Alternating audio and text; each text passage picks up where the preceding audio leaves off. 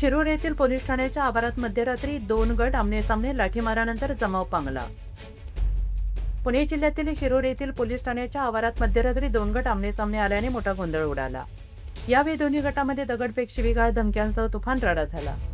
जमाव आटोक्यात येत नसल्याचे लक्षात येताच पोलिसांनी परिस्थिती नियंत्रणात आणण्यासाठी लाठीमार केला. त्यानंतर जमाव पांगवण्यात यश आले. या घटनेत 2 जण जखमी झाले असून त्यांना उपचारासाठी रुग्णालयात दाखल करण्यात आले आहे. या प्रकरणी सार्वजनिक ठिकाणी बेकायदा जमाव जमवून सामाजिक शांततेचा भंग केल्याप्रकरणी दोन्ही गटातील सुमारे 35 ते 40 जणांविरोधात गुन्हा दाखल करण्यात आलेला आहे. यामध्ये सराईत गुन्हेगारांसह काही प्रतिष्ठित व्यक्तींचा समावेश असल्याची माहिती समोर येते. दरम्यान एवढ्या मोठ्या प्रमाणात गोंधळ होऊनही अद्याप एकाही आरोपीला अटक करण्यात आलेली नाही. पोलिसांच्या कार्यक्षमतेवर त्यामुळे प्रश्नचिन्ह निर्माण झालेले आहे. पुढील तपास शिरूर पोलीस करत आहेत.